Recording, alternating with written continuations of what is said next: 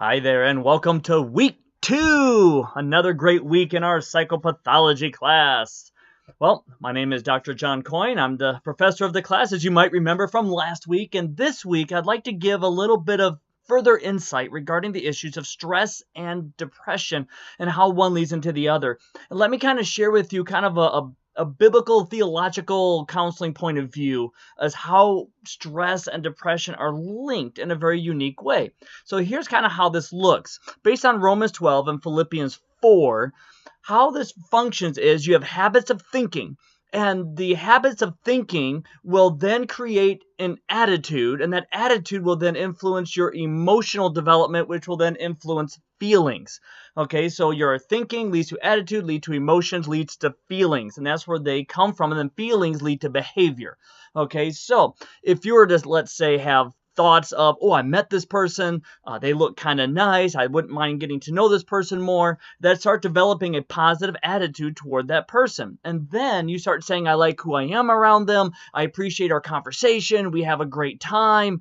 Then you start developing out of that attitude an emotion of liking someone, and after a while you think, I like them, I look forward to being around them, they are the highlight of my day. Now you're going to develop the feelings of love toward them. And the same thing for if somebody were to, in a sense, stop loving someone. No such thing as falling out of love or even falling into love. It's an emotion and a feeling that is created from how we're thinking. And so if you were to say, boy, I can't stand being around this person, we just fight all the time, they leave their socks on the floor, they nag me all the time, they say they're going to take out the trash, and an hour goes by and they don't, and on that goes, man, I just can't stand being around this person, why can't they be like so-and-so at work?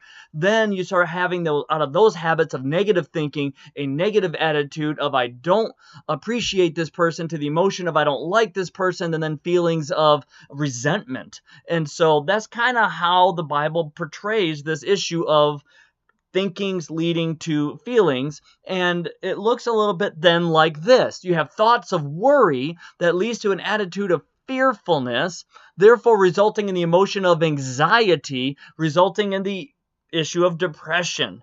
Okay, so you have worry leading to fearfulness, leading to anxiety, leading then to depression.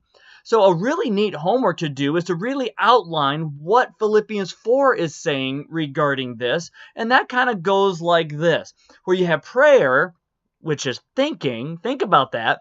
It's awesome that Christians should be the experts in controlling their thoughts, because prayer is a thought-controlling exercise. You are thinking specifically and you're controlling those thoughts. And even though sometimes we speak out loud, it is still you're thinking it, and it's a thought process. And then after prayer, with an attitude of thankfulness, will result in the emotions of peace. Now, be careful with this emotion of peace, because peace is one of those tricky things. People say, well, I believe it's right because I have peace about it. Well, the emotion of peace can simply come from you having habits of thinking, and then your behaviors are consistent with those values. That leads to an emotion of peace. So someone with bad values and bad thoughts doing bad things are going to have peace about it. And so you got to be careful with that peace thing. And so prayer with attitude of thankfulness leads to peace, that leads to the feelings of joy. Joy does not mean happiness, though it can include and result also in happiness, but joy predominantly means hope. When it says in Scripture that Jesus counted the cross and going to the cross and crucifixion as joy, it's not that he looked at it with happiness and gladness. He prayed for a plan B. In reality, it is about hope, that Jesus looked at the cross, viewed it as the only hope for the salvation of mankind and the salvation of creation, and so he looked upon the cross with joy. Now, with this in mind, how does this other part work? Look back here a little bit, where it was worry leading to depression. How is it on a biological level does this happen? Let me kind of share with you that, because I'm glad you asked. I know, it's a video stream. You didn't ask, but maybe you were thinking it. Who knows? So here's how this works. Imagine your life as kind of like looking like this line. This is your energy level, if you will. And let's give this a title, let's say 55 miles an hour. A lot of people drive. Hopefully you can relate to this. So let's say that is like the speed of your energy usage, is 55 miles an hour.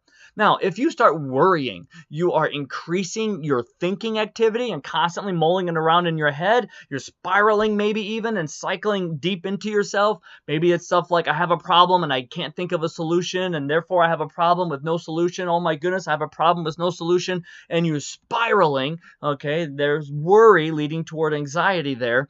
And so you have that going on. You don't know the results. You don't know what's going to happen. Or maybe you have a different type of stress that's leading to a different type of worry, where it's you received a letter and you have an impending doom and you don't know if life is going to be satisfying from this point forward. The future is unknown, but it looks very bleak. You got a phone call and the diagnosis is cancer. A lawyer came to your house with a letter and it said divorce has been served.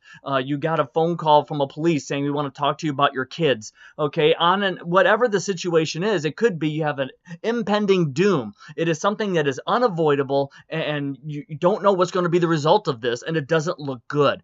Whatever the case is, whether it's a problem without a solution and you don't think God can make life satisfying with no solution, or whether it's an impending doom that you can't get away from, either way, your mind is going to be using up more energy. Okay, so it's going to be going up. Maybe you've even had it that you've just thought so hard or studying for a test and you're just exhausted and you're just spent.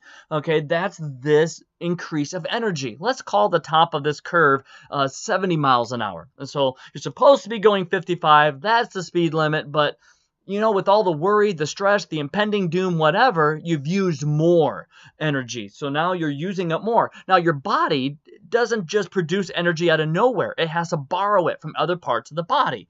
So once that's all used up, it's like the law of gravity, right? What goes up must come down. Okay, and so then it drops down, and that downward, where it's let's call it 40 miles an hour, that downward part there, that bottom loop, that is depression. That's where your energy is sapped and you don't feel like doing anything and you just don't care and you're just exhausted and you just want to sleep and you don't want to get out. Friends call, do you want to hang out? No, I don't. I just don't feel like it. What is that all about? It's that downward part. Your body has to, like a battery, recharge. And it is stinking hard to recharge a battery when you're using it. So depression, in a sense, on some level, is a little bit healthy because you are actually having to recharge and slow down. Where it becomes unhealthy is where we don't change the energy usage. This is where instead of just kind of being exhausted and needing rest, it turns into a clinical depression. That is where it begins happening more often. And you start seeing I'm using energy is leading to this exhaustion. Using up energy leading to exhaustion. And if it keeps going and keeps going and keeps going, what you're seeing now is like a pictorial graph of what clinical depression looks like, and if untreated can lead toward manic depressive or bipolar, where you start jumping from extreme high and extreme lows and staying there for equal periods of time and for extended periods of time. Okay, so that's what that's all about. Then comes medicine. The psychotropic drugs and psychopharmacology deals with understanding what medicine to use, and what medicine is supposed to do is something like this. These green bars are like caps. You can't go above 60 miles an hour, and you can't go slower than 45 type of a thing. Okay, so it's trying to cap things one way or the other. And the intention is to keep the lows from getting so low that you're able to deal with and try to correct the problem, and keep the highs from getting so high that you don't think there's a problem to deal with. Okay, so that's kind of what medicine's supposed to do. But what's been happening within American culture is that we've been doing the medicine without the psychology, without the counseling, without the fixing the problem. It's been, here's the medicine, I'm doing all right, I'm just going to go forward, rather than actually dealing with it. And so what happens is we stay in these issues of worry to depression with like a lifelong issue of medicine, and we never try to fix what the problem is. We never tried to get back to it. And so we end up just kind of staying in this chaotic, depressive cycle like this. So hopefully that kind of gives you a little bit of a glimpse of what is happening within the mind of an individual. And that might be a really fun homework assignment for you, to kind of look at this area here and try to look at it in your own life. try to start making observations with all the feelings you have, feelings of anger, feelings of fear, feelings of love, whatever it is, feelings of excitement. What thoughts are leading toward it? And recognize that. Catalog that a little bit. Notice that, because that will completely change the outcome of how you deal with counseling, how you deal with clients, how you deal with any of that. And so this is just a great approach to being able to look at. This is from a cognitive behavioral biological point of view that I just presented for you. It's 3 theories crammed into one as far as working toward dealing with clients. And this can be really effective because I use this in marriage counseling, for example. Someone calls me up on the phone. They say they want to have marriage counseling. I'll say, cool. What I want you to do is I would like for you, if you'd be so willing, to write down for me changes that are taking place. And what I tell them is that, have you ever had it? I'll ask them, have you ever had it that you have like a toothache or you have a sickness and you call your doctor, and then right when you make the appointment, right before the appointment comes up, the problem goes away. And then you're just like, do I keep the appointment? Do I not keep the appointment? What do I do? Ever had that? Almost everybody can say, yeah, I've had that. So then I say, well, now that you made an appointment for counseling, for marriage counseling, a lot of times some of the symptoms can just go away or they just get better. So I want you to catalog, and I tell the person on the phone, I want you to catalog, you and your spouse catalog what changes you've noticed, that what symptoms are going away just because the appointment's been made. And then they come in 5 days later, a week later, whatever it is. I never do the same day or the day after. Always important to wait a good 3 days, even though they're in crisis. And you think, boy, that's so horrible. But wait, that homework assignment. They come in and always they say, well, yeah, these changes have happened, and they'll have written down, these are here, so what's wrong with our marriage? And then I can immediately instill them with hope, because I can say, hey, did you realize that just by looking for good things instead of bad things, your marriage has already gotten better, and we haven't even started counseling yet. You see, there's already been, by thought control and perception control, they've already had small minor improvements. So then I can share with them, if you're able to already have some improvement without even having a first session, then surely there's hope for your marriage to find true healing after multiple sessions.